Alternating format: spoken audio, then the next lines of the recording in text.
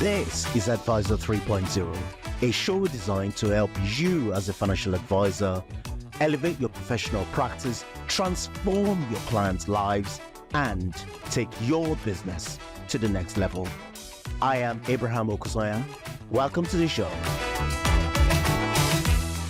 Welcome to the podcast, guys. On today's episode, I have a fascinating conversation with someone I consider is a friend in the industry and, genuinely a great guy. Dan Martin is a chartered financial planner and now managing director at MDM Wealth, a financial planning firm based in the Midlands, that he co-founded with his dad. And our conversation today is really about Dan's journey and the journey he's been on, the business is being on. I am particularly interested in this angle about how financial planners are managing their business in general, and this particular issue of succession planning. Dan, welcome to the podcast. Thank you, Abraham. Thank you for having me. Dan, I've known you for a few years now, and I normally start this podcast by asking people how did they get into the profession. But I think I know the answer for you. You were literally born into it. No, I'm joking. Tell us what the journey is. Not quite. Although both mum and dad have both been financial services for most of their careers. For me, I didn't sort of fall into it as such. I guess everyone does. I'd always known that dad was a financial advisor all through growing up, and it was only towards the sort of back end of, I guess, my academics that I started to become a little bit more interested. But to speaking completely truthfully, it was purely down to not getting the right results in my A-levels. I took on a couple of subjects that proved a little bit too difficult for me at the time, physics being the main one. I'm happy to say I passed, but I got a D. It wasn't didn't give me enough for my top choice universities. But so I assume I'd be doing something very, very different, as sport and exercise science and all those things were at the top of my mind at the time. But again, speaking quite frankly, I didn't. It's one of those people who didn't really have a clear direction at that point of what I wanted to do, and certainly career past that. So sitting where I'm sat now, I'm kind of glad that my A-level results didn't work out. It's far more concentrated on actually playing sport than doing anything else with it. And sport's a big part of my life. But that's where this all started, because it forced me into a gap year. I upgraded one of my A-levels to an AS, went to a local college and played for Bedford Blues Academy rugby and had a little pub job for that year. And then as the results came in the second time around, my mum's friend was working at Coventry University, and they just launched a degree course, finance and investment, which was centered around actually helping people to move into financial planning and financial advice. So you may be aware of a couple of people on that course, or certainly one of the course leaders, Lou, who herself is a chartered financial advisor. And so I joined that course after sitting down with mum and dad just to basically work out, what are the career prospects here in the UK? And after a year of doing that course, I just absolutely loved it. I loved what it was about. I loved the technical side of it, but I quite liked the non-technical aspects of it as well. It was the first time for me, I guess, in my academic career where I was genuinely interested in a topic to the extent where I wanted to keep reading, and reading became a thing that I wanted to do more and more of, which, again, speaking candidly, I didn't really have that before that point. So that triggered it for me. So that's where it started, I guess. But I guess going to the back end of finishing university, it's then, okay, what now? And I've got to turn this academic, academics into a career. And I applied for a couple of larger wealth management firms. Basically, Dad used other firms' recruitment processes to work out if I could cut the mustard, for want of a better phrase. So instead of him going through all the I guess the tests and the interviews, he basically made me go and get a lot of job offers from elsewhere, and then said, I'll hire you, and this is what I'll do. So at the end of it, I turned down to join a couple of other firms, which had offered me jobs after sitting down with Dad, who at the time was one of 4 partners at a firm that he founded or co-founded back in the early 2000s. After the Prudential made all of the sales force at the time redundant. So they joined together and set up an IFA practice at that point. So I joined them, and that was back in 2017 now. So yeah, a few years ago. Right. So this is fascinating that you've grown in a family where mom and dad worked in financial services, and until you were ready to go to university, you didn't contemplate coming into the profession. Why not? I actually did a bit of, so in year 10, you had to do, I think most schools in the country do this, had to find a bit of work experience. Well, Dad, obviously, running a business, I went and worked in the business for a couple of weeks. Essentially, I was just, making cups of tea for 2 weeks, just to put down that I had some work experience. And at that point, I didn't get involved enough in the business, and I sort of promised myself I would never do this, but I didn't understand the full extent of how good the career could be in general at that stage. Too immature, to be quite honest. It's incredible. I mean, every time I speak to people whose parents were in this business, they often, more often than not, say something along the lines of, well, after a work experience or being in the firm or whatever, I swore that I would never come into this profession. And then something happens along the way, they find themselves, and, often quite glad that they did. Yeah, of course. Yeah, absolutely. Like looking back now, I'm very, very glad that it has worked out the way it's worked out. But I guess it could equally have worked out very, very different to how it has. So one of those, I think life approaches you at that age very quickly, where you go, oh, I've got to actually make some adult decisions now about what's next, really. Yes, indeed. So you came out of uni, you did do really well, got a first class actually. Congrats and well done. Thank you. Sort of, I know it's centuries ago now, but good in investing and in finance and investing. And at that point, you didn't after you graduated, you didn't have any sort of any of the qualifications. So talk me through, and then you got a job offer or job offers. Ultimately, you decided that you were going to come and set the business up with Matthew, your dad. So talk to me about the process that actually went into getting all the qualifications done. Were you already working in the business at that point? How did that work?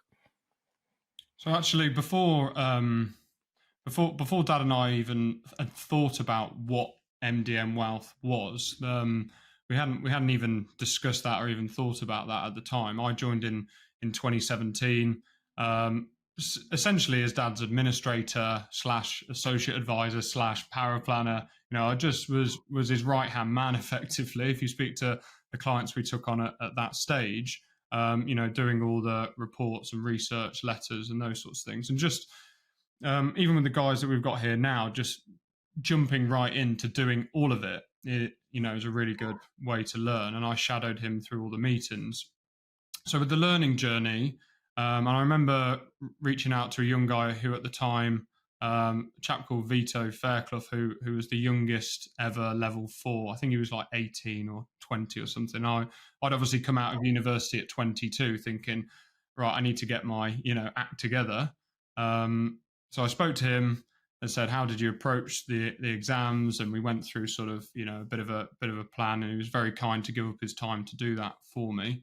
And then I went to Dad and said, look, I want to be level 4 within 12 months. I've picked up all of this from doing my degree, so it shouldn't take me too long. So between joining him in May and December of that year, I completed all of the level 4 exams in sort of 8-9 months. Sat the RO6 exam in January and got a pass on that. So yeah, within 9 months I was level 4 qualified, and then just kept shadowing and kept doing the role of, I guess, what someone would describe as a paraplanner or associate advisor, really, at the time.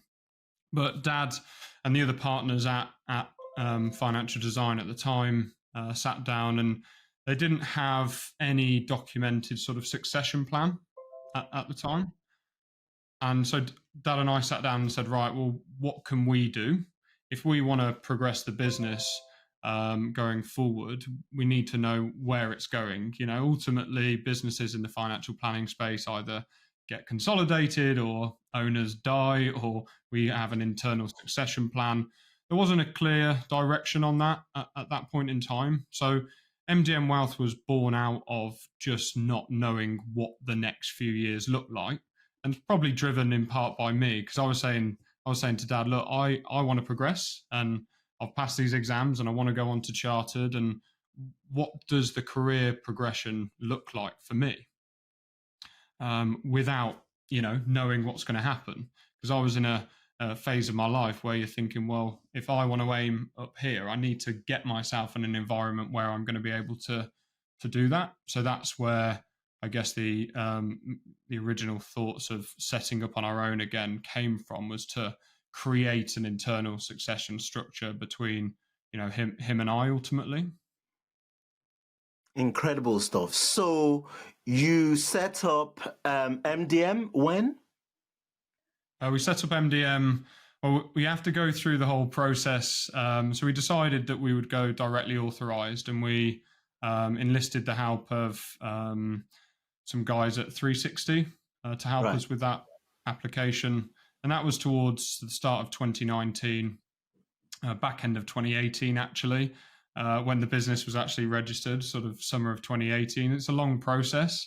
We had to go through legals with the existing firm to come to ultimately a harmonious divorce, for want of a better phrase, with it.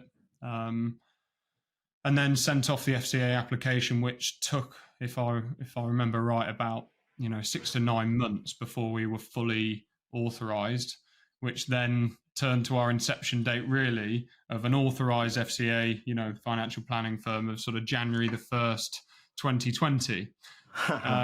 Had 2 or 3 months of shifting the clients over and novation. And fortunately for us, the novation was pretty quick due to, some late nights and planning it properly. We were really lucky to get everyone across and welcome them to MDM in early 2020. A month later, stock markets are down 25-30%, and we're in the COVID crisis. So yeah, it was an interesting period, to say the least. Indeed, and I remember this because as you were getting the firm set up, I was setting up Portfolio, what is now known as Timeline Portfolios, and you guys were, I don't know, one of the first 5 firms that we brought onto the service. So. And you gave us, I don't know if I ever thanked you for this, but you gave us that sort of, what do you call it? traction is what I'm looking for in that very, very early days. So thank you for that. But we can negotiate that after today's show then, Abraham. Oh gosh, the thing, Dan, is that I host so many people in this profession. You know, like if I went down this route, I will be paying. I will be paying a lot of people that I am indebted to. But no, thank you, my friend.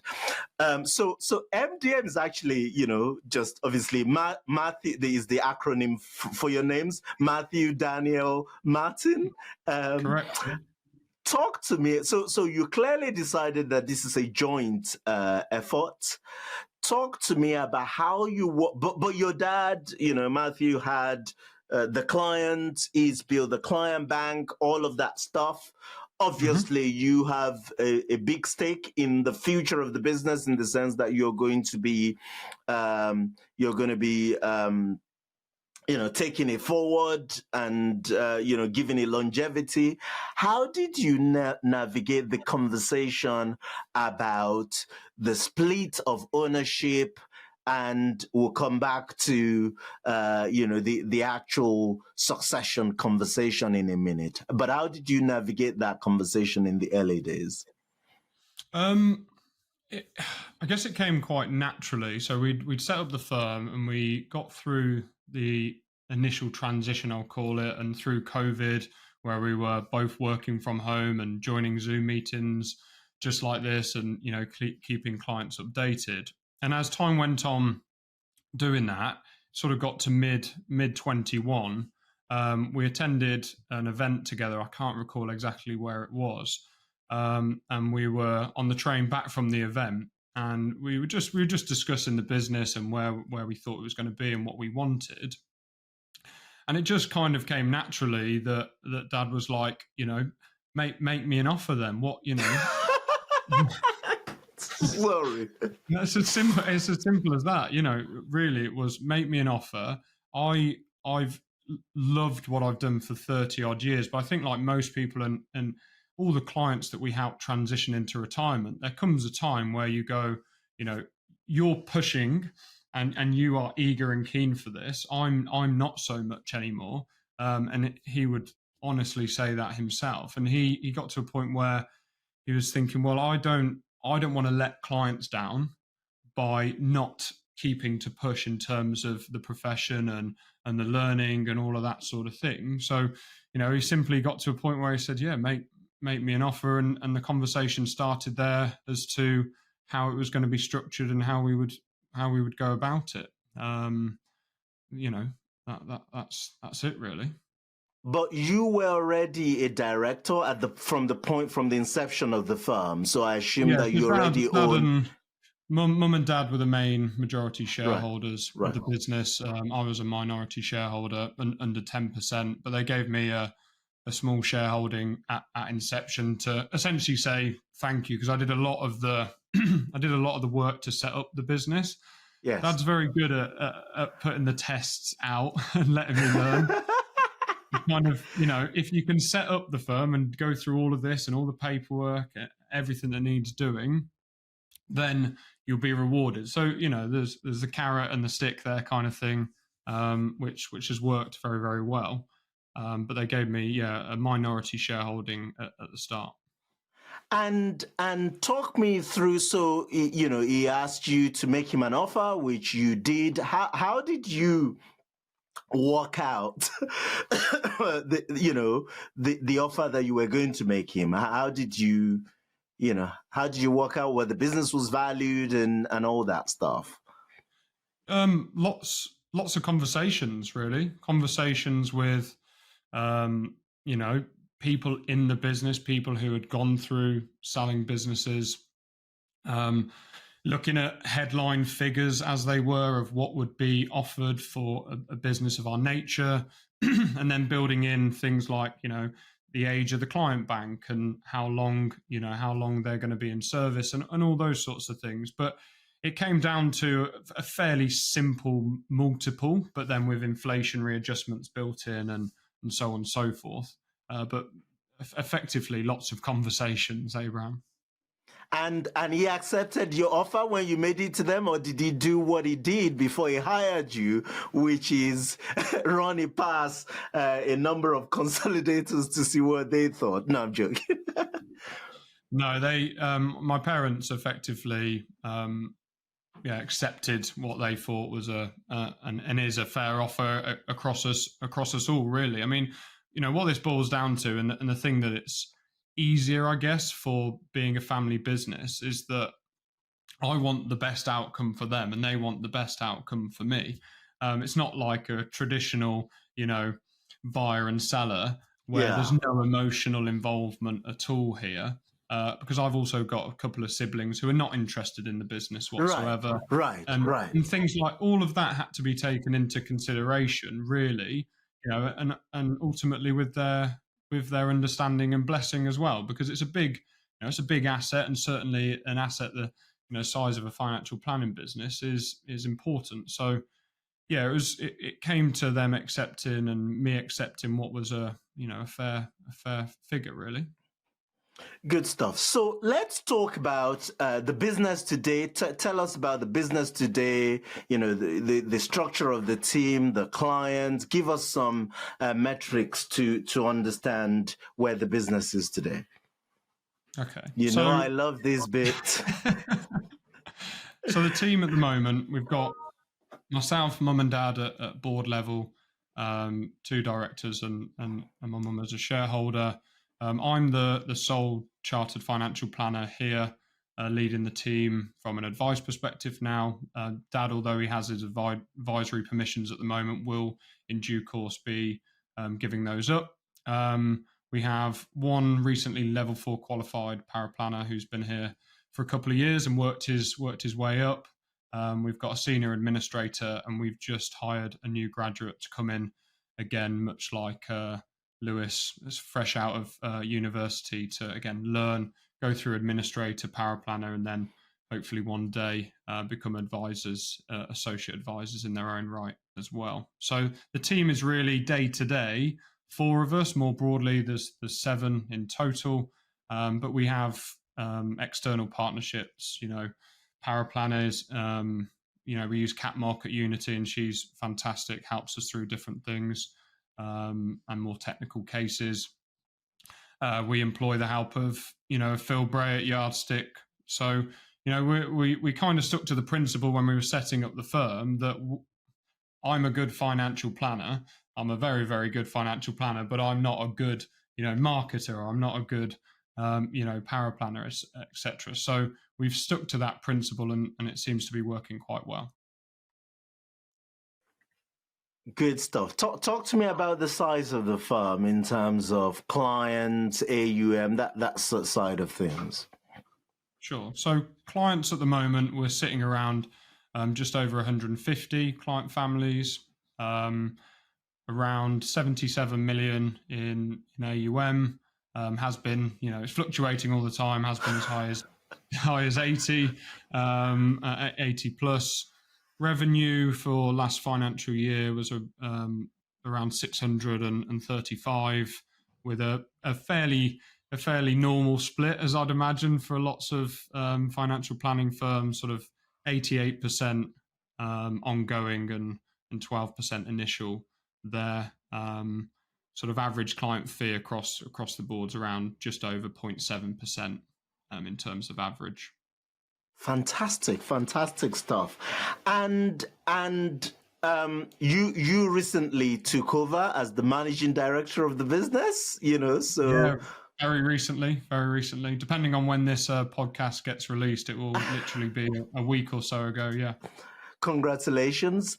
And I imagine that what's happened over the last couple of years is, Matthew gradually transferring the client responsibility to you, which is why you are at this point where he could literally give up his FCA advisory permissions. Talk to me about the conversations that's happened with clients, how that's felt from your point of view, and I guess from the client's point of view around this transition. Yeah, pretty natural. I think we, certainly you can only talk of the feedback that you get from clients, but from what we have got, they started asking the question to Dad as he started to get a little older and grayer himself anyways. Oh, he's not that great. You have to look at the most recent picture on the website, Abraham. But anyways, no, jokes aside, it got to a point where it just happened naturally in the conversation as we were having client meetings. I started leading the cash flow planning side of the meetings. And so each and every review meeting we had, I was leading more and more of them to a point where Dad was saying nothing and just shadowing me and training me. And it was kind of natural. The clients knew that Dad had to retire at some point. But this way, the message has been clear and consistent for the past 5 to 6 years, which is that, look, you're going to be looked after, but instead of by me personally, it'll be by Dan and the team around him. So from the conversations we've had, they're very comfortable with that because they can see that things are continuing without the need to go and find another advisor or for things to materialistically change, which is what a lot of clients are, I guess, anxious about. Change is a big thing with life savings. And even if you propose a change of investment, for example, it has to be with good reason and good rationale for clients to feel comfortable with it. But it's like you've gone essentially in 5 years, right? From graduating. This is incredible, Dan. You've gone from zero experience, your graduate degree, of course, in the profession that helps. Sorry, in the field that helps. And then you've gone from that to actually running the firm and being responsible for the financial future, of 150 families. That's incredible.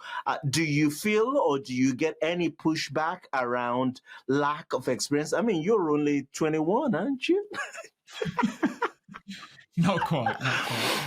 Yeah, I'm 28. I'm 28. I do. I don't take the responsibility lightly. I think it's something that if I look at what my own targets were, I'd want to be where I am now, sort of early 30s. So we've surpassed that. And even with Dad and doing what we're doing, we're kind of 2 or 3 years ahead where we thought we'd be when we planned it out. But that's only due to, I guess, my progression as an individual. But I've not wanted to just rest and take it slow. It has been a lot of hard work involved, and I've consumed probably more financial planning content than anyone else around, to be honest. From podcasts and books, and really I'm standing on the shoulders of industry giants in that regard. Just looking up and ahead of what have the people that are really the best at doing what they do in our space, in our profession, what have they done, and just learning and putting into practice as much as I possibly can over that time, really. I guess, do clients see this as strength? Thinking, most of your clients, I guess, will probably be in their, 50s, maybe 60s as well. Do they sit in across the meeting, across the table with a 28-year-old and think, actually, I'm in good hands because, I've got another 30 years or so plus to go, maybe more. And this guy is going to be around. Does this come up in conversation or not?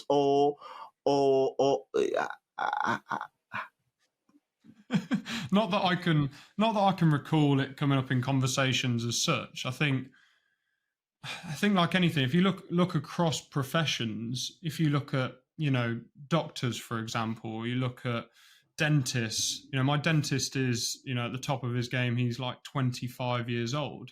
Recently qualified, but I know that he's probably going to be my dentist now for the next 30 years. So I think it's absolutely the strength of a young planner and a young advisor to be able to say, look, I'm not going anywhere.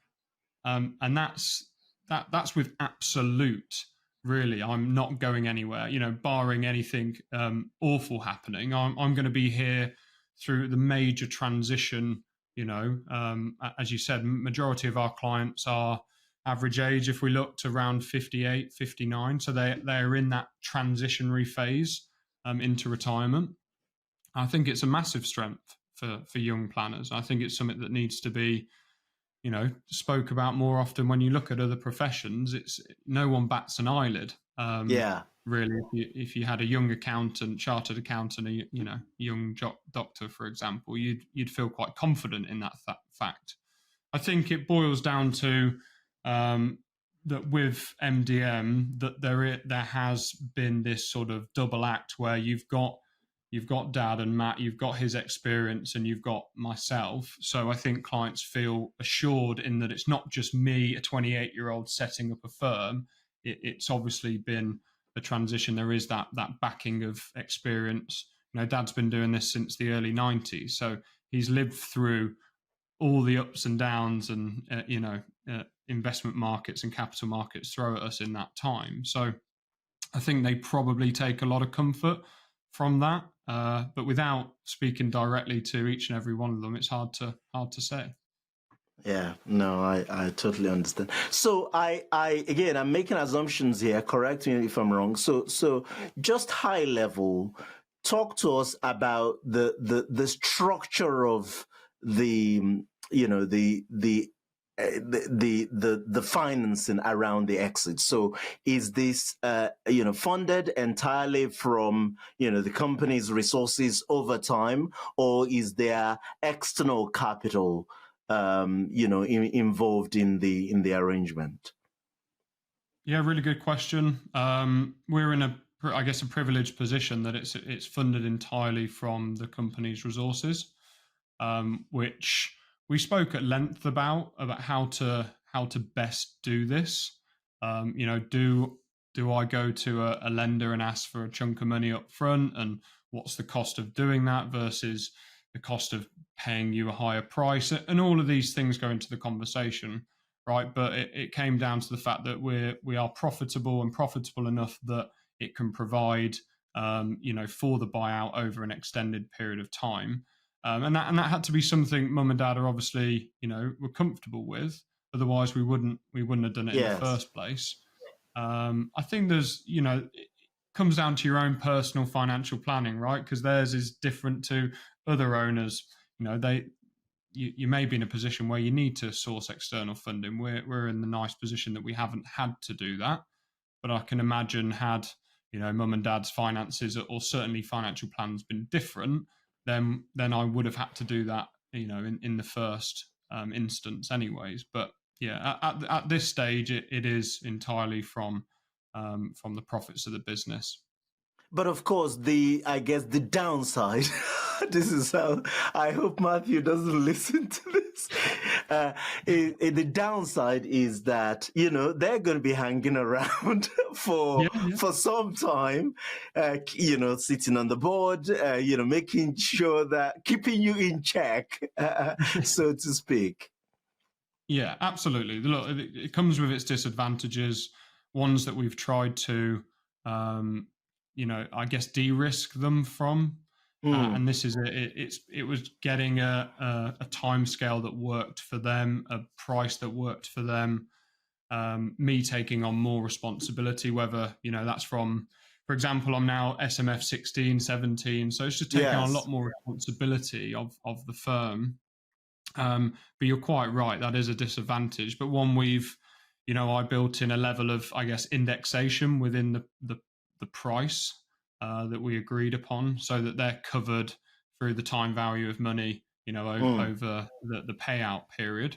As time goes on, depending on where we are financially as a business, because this is the other issue, is that to get funding, you have to have 2-3 years of accounts and profitable accounts for someone to want to lend you, however much to even facilitate that in the first place. So it may be that we, as time goes on, that we bring certain stuff forward, and depending on profitability of the business, hopefully I'll be able to buy them out a little bit quicker and therefore de-risk them even quicker.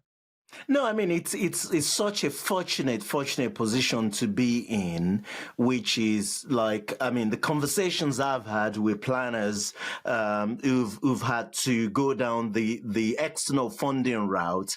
It's really challenging, especially now that, maybe even, let's say that you you bought the firm when interest rate were, was 2%, and now and then let's say you're paying, I don't know, 4 or 5 at the time. Now you're probably getting close to 8, maybe even 10%. And the challenge that some successors are having is that that puts pressure on the profitability, not yeah, on the profitability of the business, because you have to cover the interests from the business. That puts challenge on how much they can draw from the business. So yeah, I would say overall, yeah, you dodged a bullet there. It's an incredible position to be in.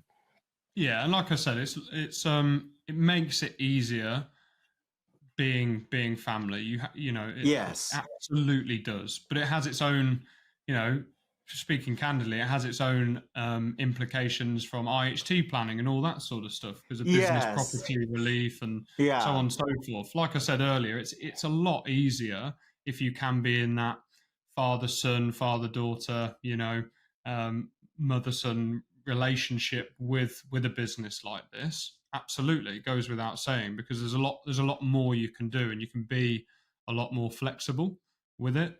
So Yeah, everyone and gets gets the right outcome.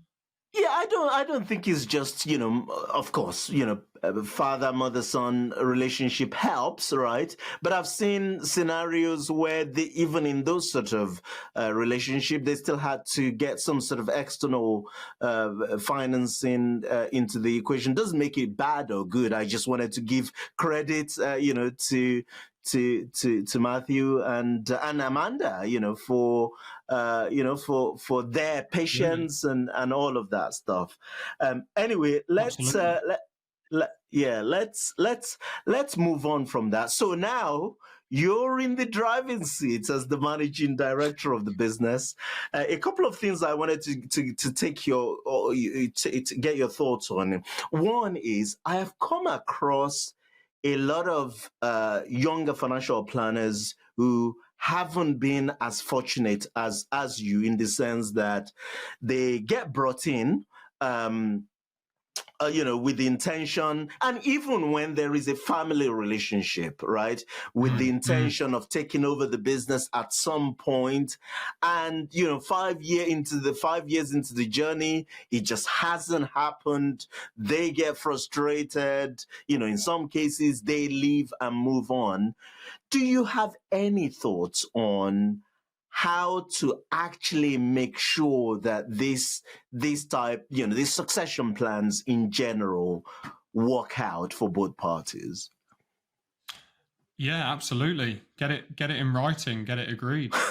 Ultimately, I even between family, um, you have to be pretty strong on it that if we're going to do this, we Mm, agree it in writing and we start putting things in place, not just, talk, not just air, as people say, because talk can be cheap, even between family relationships. Oh, it'll happen at this point. It'll happen at this point.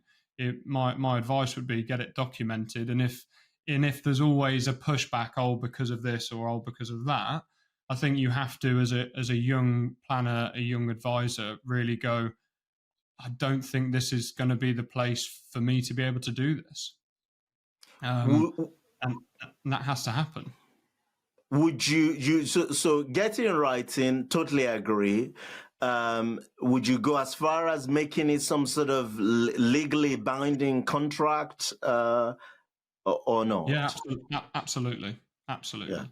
So as soon as we started this conversation, we brought in a legal advisor, a solicitor, Right. to help us with it, because you know that way there's no argument. Mm, The thing is, with family as well, you've got a lot of emotion involved. This is something that my parents have longer than me been working on. So this was their first their first child as such, this business that's been created. It as an entity, it's older than I am. And so it has to be looked at from that position and take the emotion out of it, as brutal as it is, in my opinion, so that everyone's comfortable with what's agreed. And yeah, absolutely, I'd bring in legal advisors to help you with that transition and that conversation. Agreed. Good idea. Good shout. So I know that I want to talk about financial planning for your generation. So, in a professional, say that for people in their 20s and 30s, I don't know if that's, just for the younger generation. So, how do you, I know you've done some work and thinking on not just financial planning, financial education more broadly. I always find it weird, that, again, in your case, as a financial planner in your 20s, you are giving advice to people in their 50s and 60s because they're the people who can afford that service.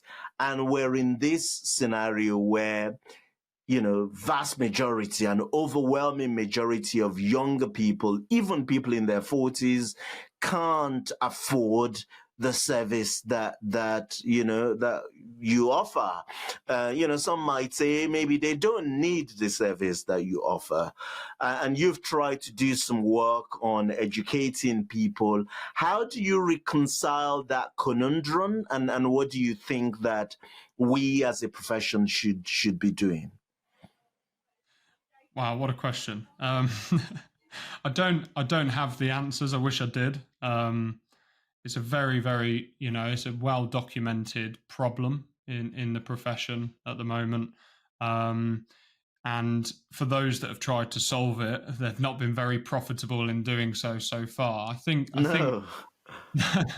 so it's quite obvious for most problems that exist in the world, businesses come along to solve them, become very profitable. With this problem, that hasn't happened so far. I think what it's going to come down to is understanding, and I use, I guess, like dentistry as a thing to explain this. You've got, dentists performing, full extractions, full veneers, costing £20,000 for an operation, plus, going up to six figures for one service, which in my opinion is what, at retirement financial planning is. It's full surgery. It's, the amount of data gathering, the amount of planning and options you have to go through to give a suitable piece of at retirement advice is a hefty bit of work.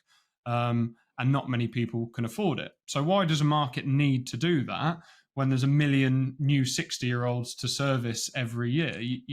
It's not a problem considering how many advisors there are in the country. So instead of trying to solve problems that are not profitable, we'll just focus on the ones that are, for me, which is why, we certainly help our clients from our family client perspectives with helping the children and the grandchildren. That's a way a firm can engage it. But I think this will come down to just education first type options. It really is where YouTube and online courses can do their bit.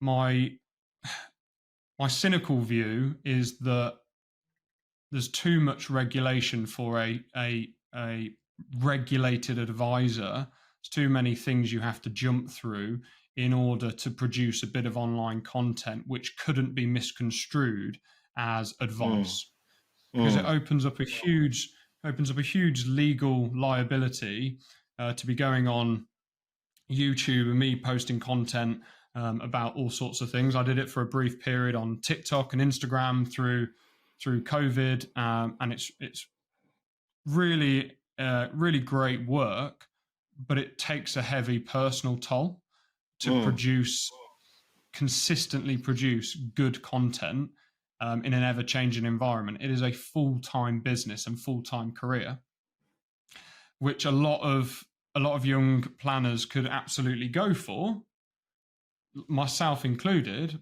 But why would I do that when it's to build a YouTube channel, it's maybe a 3 to 5 year game, when I could just focus on being the best financial planner I can be for people who are constantly going to come through the door. It comes down to who's going to do it first, and who's going to prove everyone else wrong that it can be done.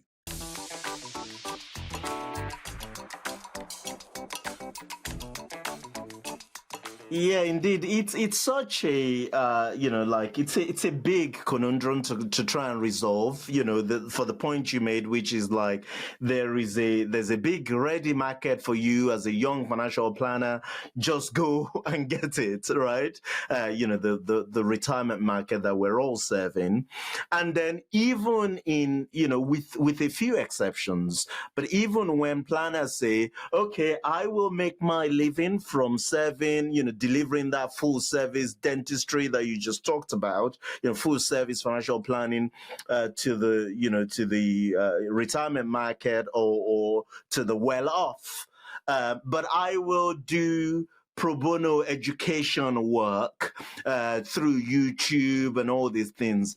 In virtually all the scenarios that I've seen, it hasn't worked for that particular point that you articulate, which is like, if your job and your business is around serving this market, if you're going to, create any content, then it makes sense to create content for the market that you serve. Why create content for market that you don't serve, unless somehow you think that it enhances your proposition? I mean, shout out to my friend Pete Matthew, who's done a good job of educating the masses. I guess our mutual friend Andy Hart will also say that through his podcast and other channels, he does provide invaluable service and content to people who will never be his clients. And whilst we're at it, I should blow a little bit up of smoke up my own. Which through the work we're doing with the investing show, which is just creating and pushing content out there on investing and so it's every time I looked at this, I think it comes as I was saying with the dentistry thing, you've then got the step down is you need a dentist to just do your general checkup, and that's costing you tens of pounds, not thousands. But everyone needs to brush their teeth and floss. You've got right. Like that hierarchy of needs. Most young people, what they simply need is don't spend more than you earn.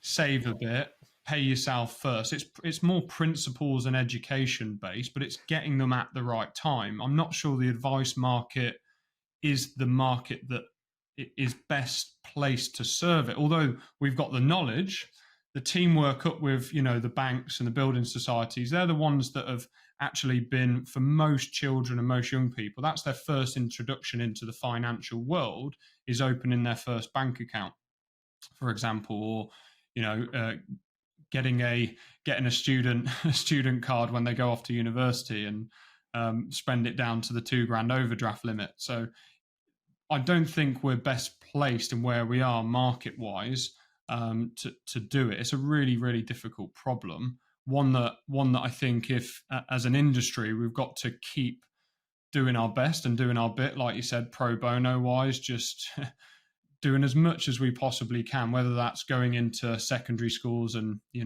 doing talks as I've done. I know many of the planners have done to just try and get the message across to a few people.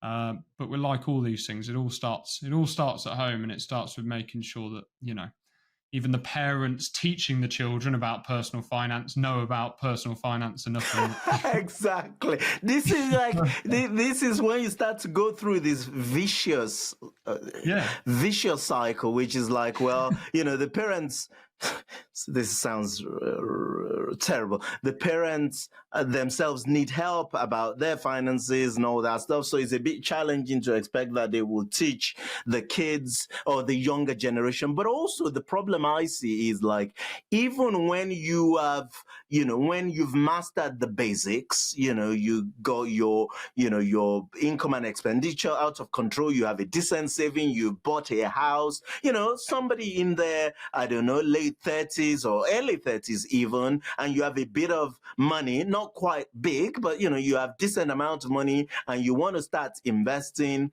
somebody might say, oh, well, just, log on to Vanguard or Hargreaves Lansdowne and do it. We can say that because we are, we're deeply embedded in this industry but like for most people who are not, it's really challenging to figure out where should I start, an ISA versus a pension, a SIP, and all this. You've written about this, all the, on social media, all these kind of things thrown at you under the guise of investing. It's pretty hard. But anyway, we're not going to solve that problem on this podcast or ever. I don't know. Somebody else will. I want to try and wrap this up. We'll do our best. We will, indeed, we will. I want to try and wrap this up, Dan. It's been an absolute joy talking to you. We've gone over time, which is how I judge good conversation, but I want to, so as you look forward, 5 years into your career, you're running a fantastic firm. You got 4 people in the business. A 75 million of AUM. You're serving the clients. We're sitting here on your, let's say, 35th birthday, 7 years time or so. Describe to me what MDM Wealth as a firm, as a business is. Good question. That is the question, isn't it? I think for us over that time frame, due to in part the succession plan, we've got something to guide us with that. That needs to be paid, and our employees and the team need to be looked after in that time. For me, the words, if I could find it, would just be sustainable growth. It would be, we're not trying to blow up into a big behemoth. We want to be a local family-run firm still, and we want that feel. Again, I know you're keen on this. If you look at the data, and I'm a data-driven guy as well, the bigger you grow as a financial advisory business, you go for a pretty rough patch of profitability. So we're not looking to do that, to be quite honest. So 7 years from now, probably a couple more advisors and a couple more support staff. So maybe a team double the size we are now, looking after 100 to 150 million and 200 plus client families is where we want to get to. But it will be, it will literally be taking on 10 clients a year kind of thing. It won't be massive. Certainly with the team we've got now, be slow and steady. Incredible stuff. Dan Martin, thank you very much for your time, for your wisdom, and thank you for sharing your journey with us on the podcast. Abraham, thank you so much for having me on. Good to catch up.